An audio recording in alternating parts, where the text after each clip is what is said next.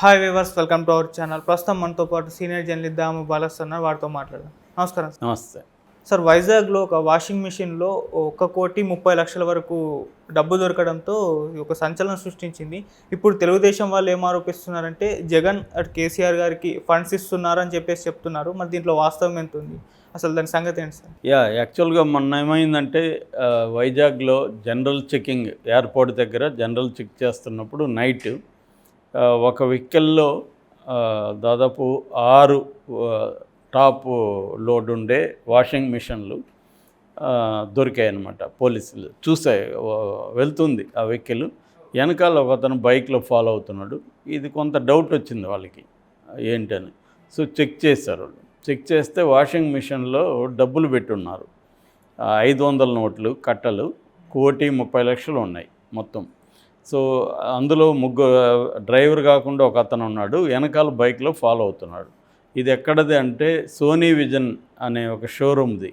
వైజాగ్ నుంచి విజయవాడకి వెళ్తుంది వెహికల్, నైట్ వెళ్తుంది. సో ఈ డబ్బులకు సంబంధించి ఎటువంటి రిసీట్ కానీ ఏమీ లేదు. రెండవది ఏంటంటే ఆ ముగ్గురికి కూడా డబ్బులు ఉందని తెలియదు.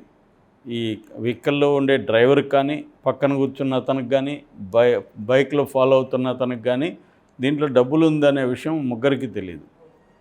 వాళ్ళకి ఏమి ఇన్స్ట్రక్షన్స్ వచ్చాయంటే విజయవాడలో ఉండే మెయిన్ బ్రాంచ్ ఉంది వాళ్ళది, సోనీ విజన్, అక్కడికి ఇవి తీసుకెళ్ళమని చెప్పారు.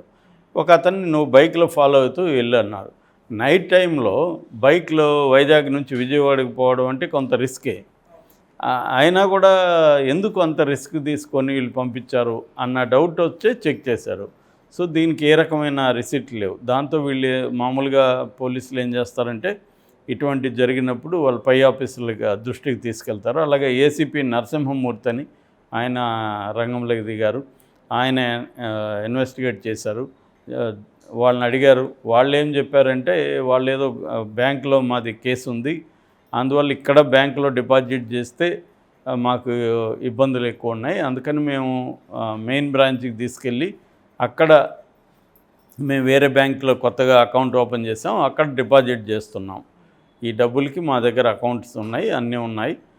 మేము ఎందుకు ఇట్లా పంపిస్తున్నామంటే కొంత సీక్రెట్గా ఉంటే సేఫ్టీ ఉంటుంది, లేదంటే డబ్బులు వీళ్ళ ముగ్గురికి చెప్తే రేపు పొద్దున ఏమైనా ఇబ్బంది అవుతుందని వాళ్ళకు కూడా చెప్పకుండా సేఫ్టీ కోసం ఇది చేసాం అనేది వాళ్ళు చెప్తున్నారు. ఏదేమైనా ఇప్పుడు వాళ్ళు కోర్టులో పెట్టేశారు. ఈ నరసింహమూర్తికి కొద్దిగా మంచి పేరు ఉందని చెప్తున్నారు. ఎందుకంటే ఆయన గతంలో కూడా రామోజీ కేసులో కానీ ఇంకొన్ని కేసుల్లో కూడా ఆయన స్ట్రిక్ట్గానే ఉన్నాడు, ఏ ఒత్తిడికి లొంగలేదు అనేది చెప్తున్నారు. సో అందుకని దీంట్లో కూడా ఆయన స్ట్రిక్ట్గానే ఉన్నాడు అనేది చెప్తున్నారు. ఏదేమైనా వీళ్ళ ముగ్గురిని అరెస్ట్ చేశారు. బట్ వాళ్ళు వాంగ్మూలాలు తీసుకొని పరిశీలించిన తర్వాత వీళ్ళ ముగ్గురికి కూడా ఏ రకమైన సంబంధం లేదు అని చెప్పి పార్టీ 1A నోటీసులు ఇచ్చి వాళ్ళని వదిలేశారు. దీని మీద మాత్రం పార్టీ 1 అండ్ 102 సిఆర్పిసి కింద నమోదు చేసుకున్నారు. అంటే ఈ 2 సెక్షన్లు కూడా పోలీసులకి ఒక ఆథరైజేషన్ ఇస్తాయన్నమాట. డబ్బుల్ని సీజ్ చేసుకునే, అంటే అన్అకౌంటెడ్ మనీని సీజ్ చేసుకునే ఒక ఆథరైజేషన్. ఇప్పుడు ఇక్కడ కూడా ఏమైందంటే తెలంగాణలో కూడా 100 కోట్లు పట్టుబడుతున్నాయి, కానీ అందులో కొంత జెన్యూన్ వ్యవహారాలు కూడా ఉన్నాయన్నమాట. సో అట్లా చాలా అవన్నీ పరిశీలించి ఎప్పటికప్పుడు క్లెయిమ్ చేసుకున్నాక జిఎస్టీ అధికారులు, ఐటీ అధికారులు క్లీన్ చిట్ ఇచ్చినాక వాళ్ళకి డబ్బులు ఇచ్చేస్తున్నారు. అయితే ఈ ప్రాసెస్ టైం పడుతుంది. ఎలక్షన్లలో ఈ ప్రాబ్లమ్స్ ఉంటాయి. ఎందుకంటే ఈ గోల్డ్ షాపులోళ్ళు, ఇటువంటి షోరూమ్లోళ్ళు వీళ్ళకి ఒక దగ్గర నుంచి ఇంకొక దగ్గర డబ్బులు పంపిస్తుంటుంటారు. ఆ డబ్బులకి చాలా వాటికి పేపర్స్ ఉండకపోవచ్చు, కానీ తర్వాత వాటిని సబ్మిట్ చేస్తారు. ఎందుకంటే ఎవ్రీడే ఐటీకి, ఎవ్రీడే జిఎస్టీకి సబ్మిట్ చేయరు కదా. సో జిఎస్టీకి 3 మంత్స్కి ఒకసారి, ఐటీకి ఇయర్లీ ఒకసారి చేసే పరిస్థితి ఉంటుంది. సో అందువల్ల ఇది జెన్యూన్ కేసా కాదన్నది తెలియదు, కానీ దీన్ని బేస్ చేసుకొని జగన్ కేసీఆర్కి డబ్బులు పంపిస్తున్నాడు. ఎందుకంటే 2019లో కేసీఆర్ జగన్కి 1000 కోట్లు ఇచ్చాడు చంద్రబాబును ఓడించాలని. అట్లా ఇక్కడ ఇప్పుడు రేవంత్ రెడ్డిని ఓడించడం జగన్ కర్తవ్యం. ఎందుకంటే కేసీఆర్ ఇక్కడ రాకపోతే జగన్కి ఇబ్బందులు ఉంటాయి. కాబట్టి కేసీఆర్కి డబ్బులు పంపించడానికే ఇది ఒక ఏర్పాటు చేసుకున్నాడు. ఇలాగా విజయవాడ వరకు వచ్చి విజయవాడ నుంచి వేరే మెథడ్లో ఇక్కడికి చేరుస్తాడు అనేది వీళ్ళు చెప్తున్నారు. ఇందులో నిజాలు తెలియదు మనకి. ఆ ఇన్వెస్టిగేటింగ్ ఆఫీసర్లు అయితే ఆ కోణం ఏమీ కనబడలేదని చెప్పారు వాళ్ళు. సో వాళ్ళు చెప్పింది అయితే ఈ ముగ్గురికి తెలీదు. షోరూమ్ వాళ్ళు అయితే వాళ్ళు ఈ స్టోరీ చెప్పారు. దాన్ని వాళ్ళు కోర్టులో ప్రూవ్ చేసుకోవాలి. ఇప్పుడు ఆ మధ్య కూడా మనకి ఈయన బోనీ కపూర్ దగ్గర కూడా వెండి అలాగే దొరికింది. ఆయన చెన్నై నుంచి బాంబేకి పంపిస్తుంటే కర్ణాటకలో దావణగిరిలో పట్టుకున్నారు. ఆయన కూడా మళ్ళీ దానికి ఏమి డాక్యుమెంట్స్ లేవంటే ఆయన మళ్ళీ తీసుకెళ్ళి సబ్మిట్ చేసి కోర్టులో తీసుకున్నాడు. ఇట్లాంటివంతా ఇటువంటి ప్రాబ్లమ్స్ ఉంటాయి. నిజంగానే జగన్ సప్లై చేసే ఇది ఉందా లేదో తెలియదు, కానీ ఖచ్చితంగా అయితే ఆ నెరేటివ్లో వాస్తవం ఉంది. ఎందుకంటే జగన్కి ఇక్కడ రేపు రేవంత్ రెడ్డి వస్తే ఇబ్బందులు ఖచ్చితంగా ఉండొచ్చు. ఎందుకంటే రేవంత్ రెడ్డికి జగన్ పడదు, పైగా రేవంత్ రెడ్డి చంద్రబాబు మనిషి. రెండోది ఇక్కడ తెలుగుదేశం కూడా కాంగ్రెస్కి సపోర్ట్ చేసే ఆలోచనలో ఉంది.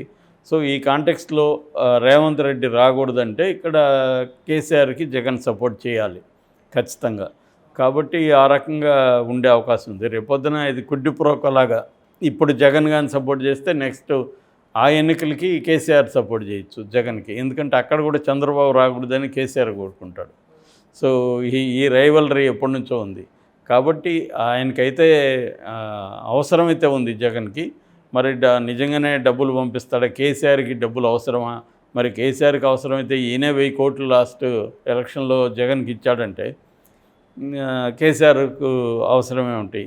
ఎందుకంటే కేసీఆర్ అన్నాడు, మా పార్టీలో చేరితే నేను మొత్తం మీ మా కూటమిలో చేరితే ఫైనాన్స్ అంతా నేనే చూసుకుంటానని అన్నాడని కూడా వార్తలు వచ్చాయి ఆ మధ్య.